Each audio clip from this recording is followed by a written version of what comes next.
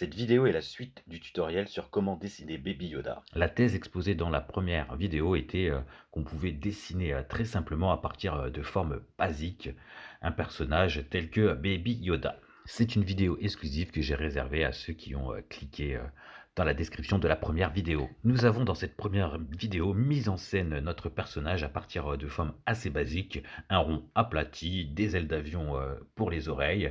En ce qui concerne la veste, on voit que c'est quand même une partie d'un cercle plus quelques parallélépipèdes pour faire les cols. Dans un premier temps, on a fait une coloration assez basique, simplement juste pour positionner ces formes. Maintenant, on va aller plus loin en apportant de la lumière. C'est là où on va vraiment s'éclater, puisqu'on va commencer à donner vie à son petit personnage. Une technique qui est assez simple et qui permet de décrypter son image, puisqu'en fait, on fait une traduction de l'image de gauche vers l'image de droite. En fait, il suffit de plisser les yeux et là, tout d'un coup, on voit des formes de couleurs qui apparaissent. On voit simplement d'un coup, plus simplement, où se trouvent les zones ombragées et les zones de lumière. Comme d'habitude, je vous invite à prendre vos stylets ou vos crayons, simplement, mais à faire en même temps que moi ce que je réalise ici. Donc, vous voyez à l'écran les objets que j'utilise. Le crayon ici, par exemple, et bien souvent le pinceau. Donc, moi, je vous donne rendez-vous juste après. Préparez votre matériel et petit générique.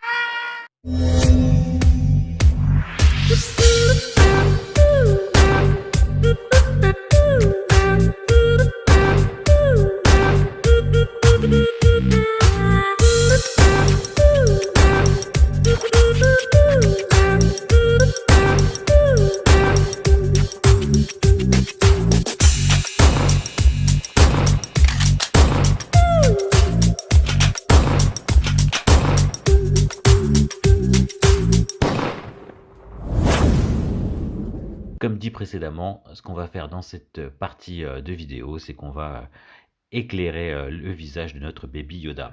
Nous avons dans une première vidéo utilisé des couleurs assez sombres. Donc ici par exemple, on va réinsister un petit peu sur ses yeux et sur ses joues en bas. Et tout ce qui va être au-dessus, au sommet de son crâne, toute la partie supérieure de Baby Yoda. Et plus on va aller vers la droite, plus le personnage va être illuminé. Votre intelligence de dessinateur consistera à simplement déchiffrer les zones sombres des zones claires. Donc pour vous aider à faire cela, vous pouvez plisser vos yeux. Je vais aussi vous décrypter tout cela en faisant des écritures sur l'écran, en blanc ici pour vous montrer les zones qui vont être exposées à la lumière. Et puis vous allez voir aussi les ondes qui sont non éclairées, les zones non éclairées. Donc là, pour ces yeux, j'utilise un simple crayon à papier où je vais venir faire une petite courbe pour représenter son iris. À force de tenter de copier des images réalistes, on finit par acquérir des petits réflexes et à mieux comprendre quelque part quand on va dessiner d'imagination les objets.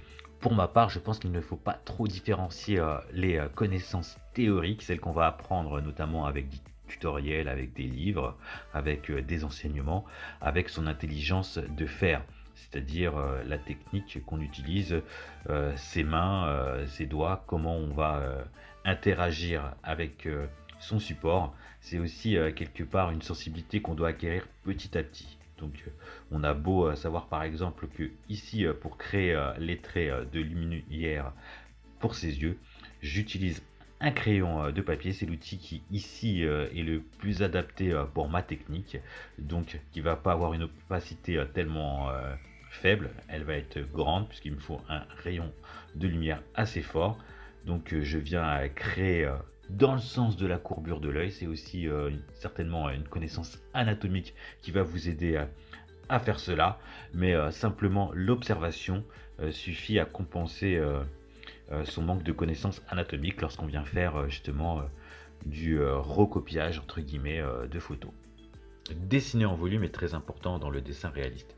Ici, il faut simplifier ses formes, tout du moins dans sa tête. Après, on pourra complexifier petit à petit.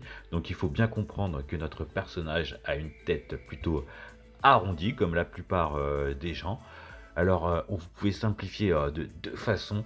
Soit vous, imaginez, vraiment un globe pour, représenter la lumière, soit vous pouvez, imaginer, carrément une surface, un quadrilatère, c'est-à-dire un cube en volume.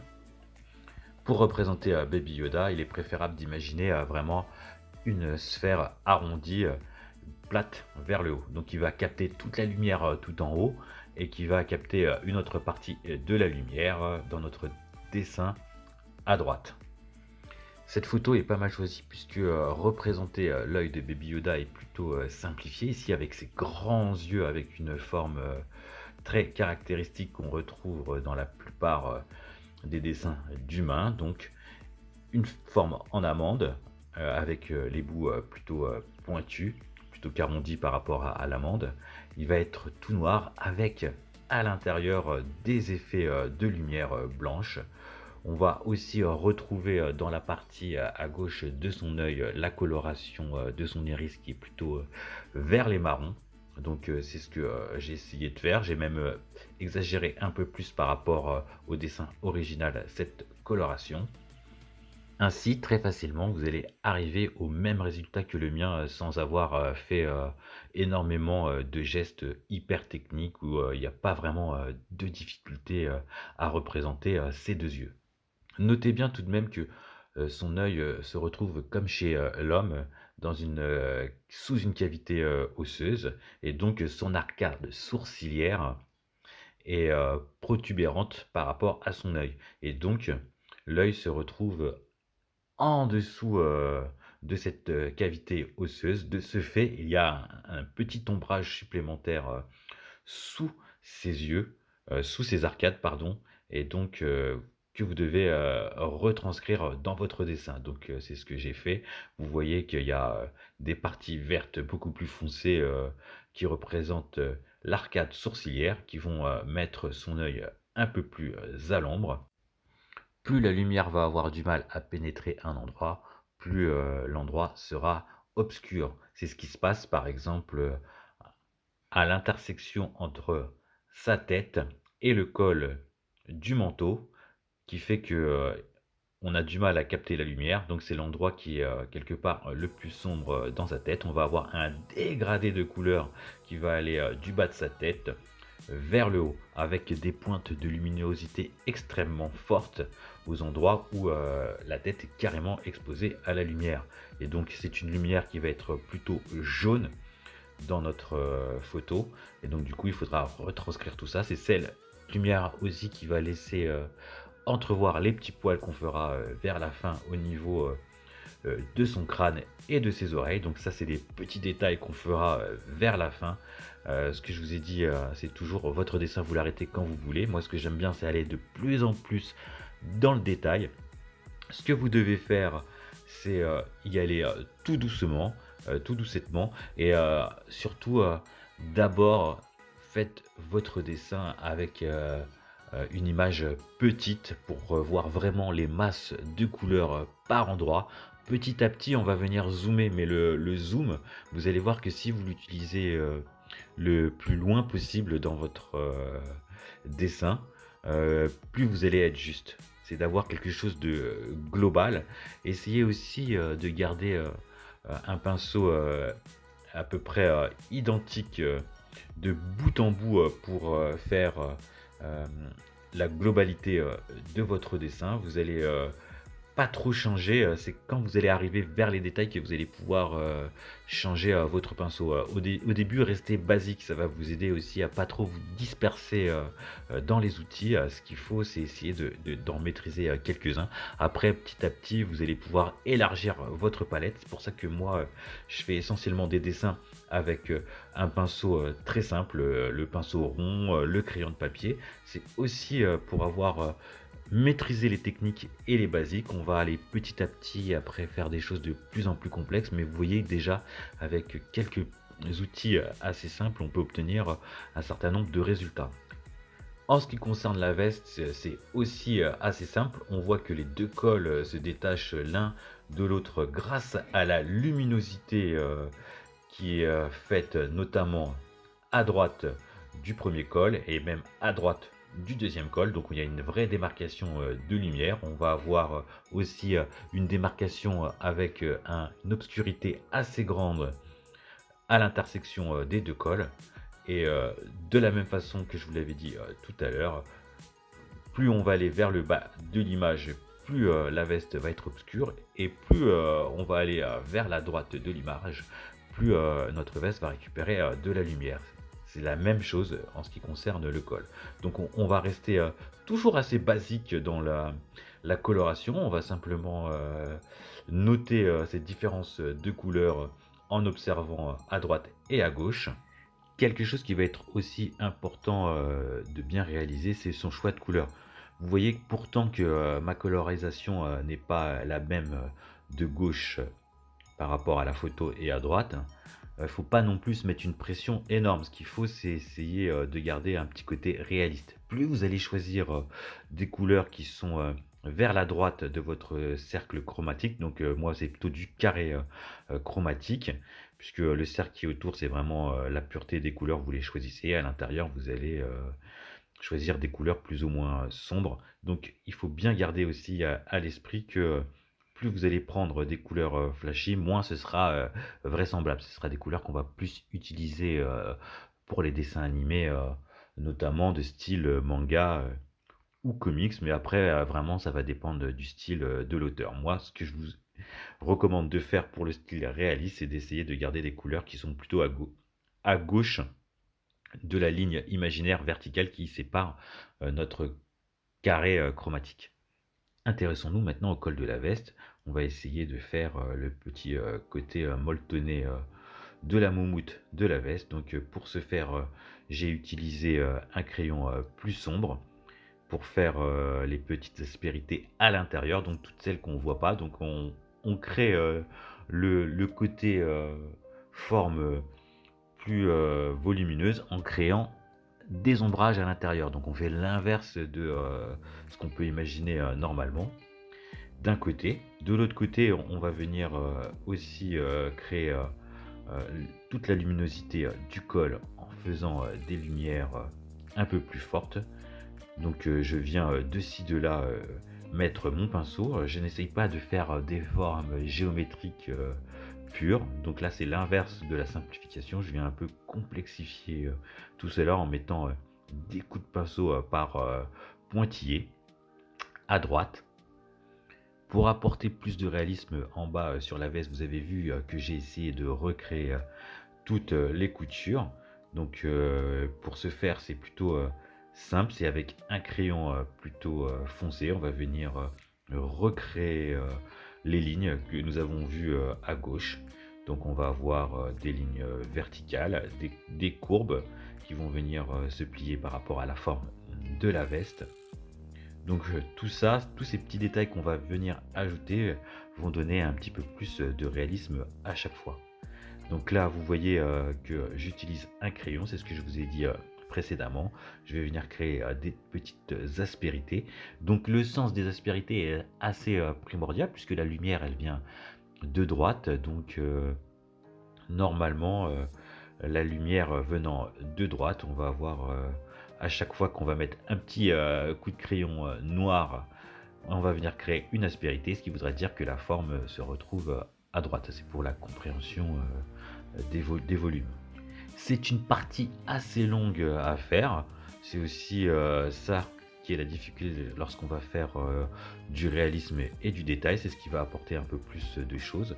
Là, je viens avec une coloration qui est proche de celle que j'avais à droite, faire le côté moins obscurci de la crevasse, c'est-à-dire que près d'une crevasse noire que j'avais créée, je viens mettre un coup de pinceau beaucoup plus clair justement pour créer le côté matelassé, molletonné.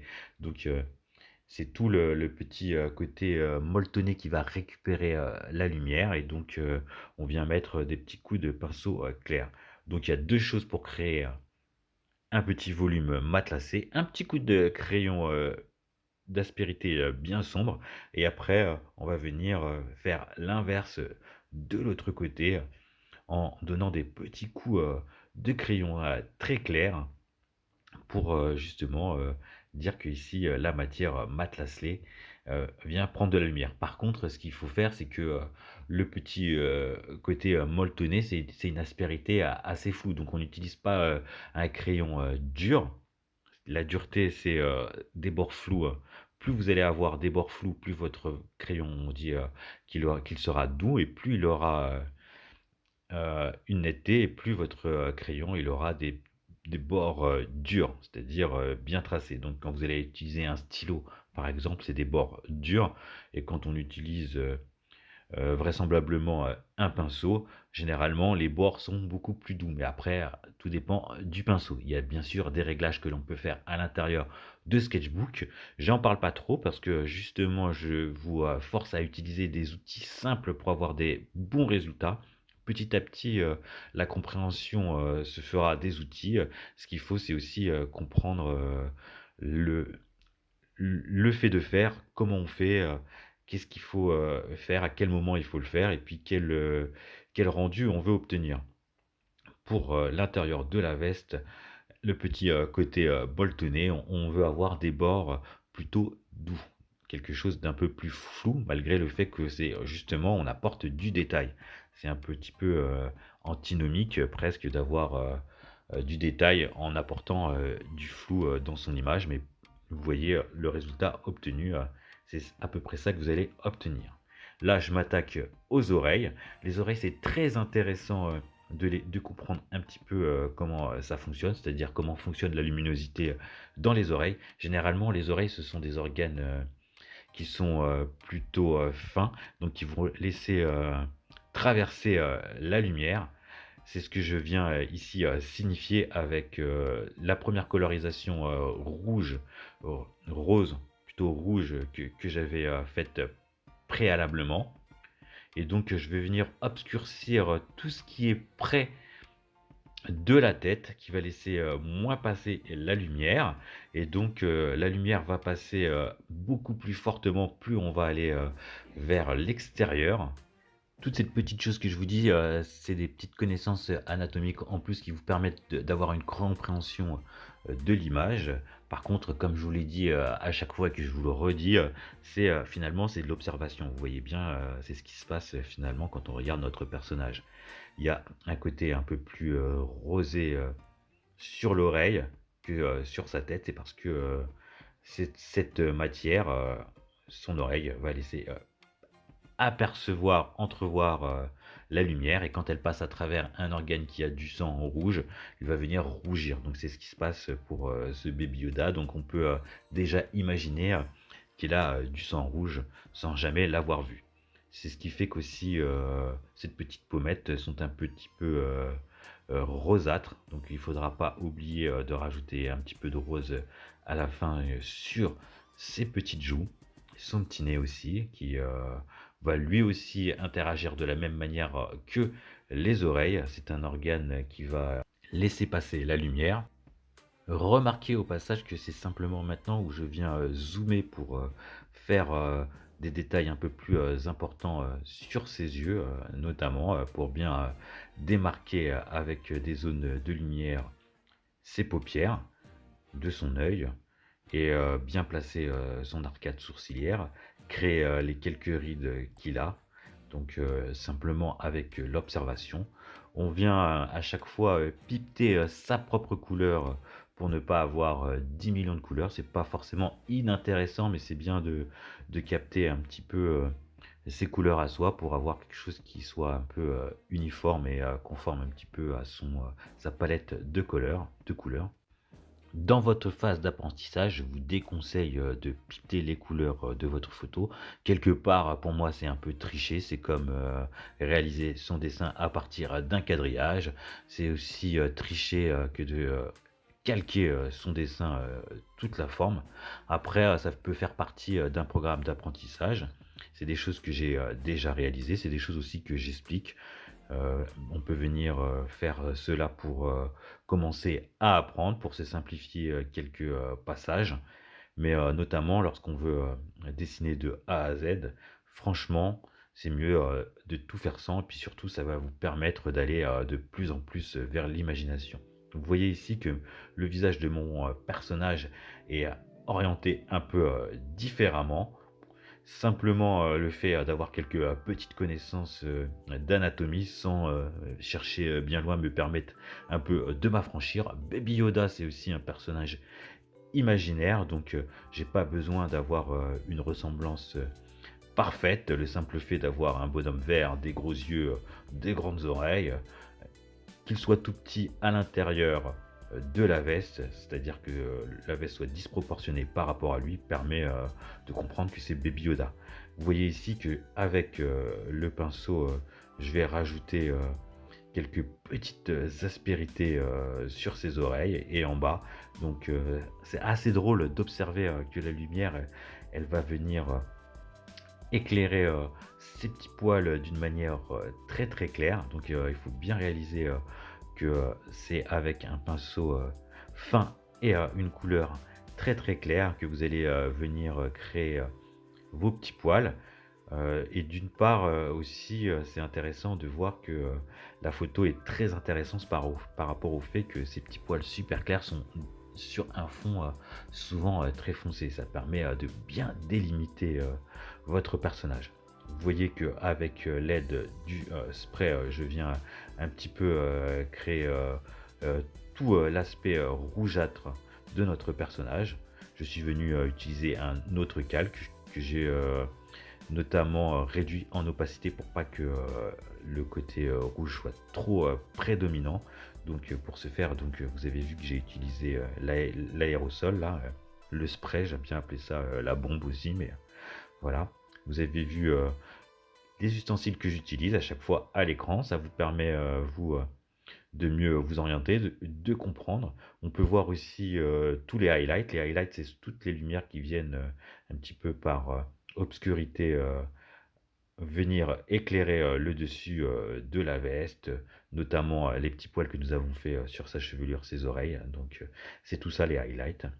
Vous pouvez regarder pas mal de vidéos, notamment dans mes, tutos, payants que vous pouvez retrouver, dans la description de la vidéo. N'oubliez pas, que pour vous, mes abonnés et ceux qui, me suivez, sur YouTube, vous pouvez, vous inscrire à ma newsletter et avoir, des bénéfices un peu plus grands, que les autres qui vont, venir payer plein pot, mes formations, chez tuto.com. Pour réaliser, mon Baby Yoda, j'ai mis, 2h30 avec, tous les détails, avec tout, les petits highlights que j'ai fait, le détail de la veste, tout ça, ça m'a pris, exactement, 2h30. C'était plutôt assez rapide. Pour moi, il a vraiment été assez simple. C'est pour ça que je voulais absolument partager ça avec vous. C'est sûr, j'ai mis du temps à sortir la vidéo puisque je l'ai réalisée, maintenant il y a quelques mois. C'est certain qu'on a été parfois un peu vite dans cette vidéo, sur, pas mal d'éléments. Je vous ai expliqué en globalité, ce qu'il fallait faire pour représenter, votre petit personnage. À vous de voir, si, vous voulez aller encore plus loin et arrêter votre dessin au même niveau de détail, que ce que j'ai fait. Vous pouvez aller encore plus loin. Vous pouvez aussi, respecter un peu plus, grandement, l'image originale. L'essentiel de ce que je voulais vous raconter, a été dit. Bien sûr, comme d'habitude, si vous voulez aller plus loin, vous avez, d'autres vidéos, sur ma chaîne. Vous avez, des playlists qui sont créées notamment, pour, performer un peu plus, sur le portrait. C'est un sujet qui m'intéresse, notamment parce que, je pense que ça fait, progresser en recopiant, des photos. C'est ce qui va vous aider, je pense, à aller, plus loin dans vos dessins. Je pense que c'est quelque chose d'assez, compliqué, de réaliser, à la main sans prendre, de référence une image réelle. C'est un peu, pour moi, l'exercice un des plus, difficiles. Après, si vous voulez aller encore plus loin, notamment dans la création, de personnages, je crois que c'est une étape, obligée que de faire, au départ, des copies. Donc, il faut, simplement, essayer aussi à travers, vos copies, d'acquérir des connaissances supplémentaires en anatomie et puis, aussi, sur la compréhension de la lumière. Et la compréhension de la lumière, c'est, comment réfléchit, une lumière sur tel type de matière. Notamment, les yeux, il y a une réflexion, particulière, les oreilles, comme on a vu ici aussi. Donc c'est pas la même chose sur, une peau en écaille ou une peau, comme la nôtre. Donc tout est différent. La partie molletonnée de la veste avec cette moumoute sur le col réagit aussi différemment que la partie en tissu. Donc tout ça, vous devez l'acquérir petit à petit, notamment en copiant des images, se poser la question comment je fais pour réaliser cette texture. Souvent la réponse, elle peut venir de l'observation. Parfois d'avoir des connaissances techniques comme je vous en donne ici sur cette chaîne, ça va vous permettre d'aller parfois plus vite, d'avoir une compréhension plus rapide sur les choses, d'avoir un guide, c'est toujours utile. J'espère que ça vous aide. Si vous avez vous d'autres techniques, vous pouvez partager avec la communauté dans les commentaires, faire des remarques sur le style, surtout. Je suis preneur, on est là tous pour s'améliorer. Merci d'avoir été au bout de cette vidéo, ça fait plaisir. N'oubliez pas le petit commentaire, franchement, ça vous coûte rien de mettre un petit like, ça c'est certain. Moi, ça m'aide grandement. Je dis grandement, c'est peut-être beaucoup, mais franchement, déjà, ça fait plaisir. Donc, je vous donne rendez-vous bientôt dans d'autres vidéos, dans d'autres styles et d'autres gens. Oui, c'est fini, mais il y aura d'autres vidéos, vous inquiétez pas. Même si j'en fais un peu moins, il y en aura d'autres. Et n'oubliez pas que souscrire un abonnement, c'est gratuit, ça coûte rien.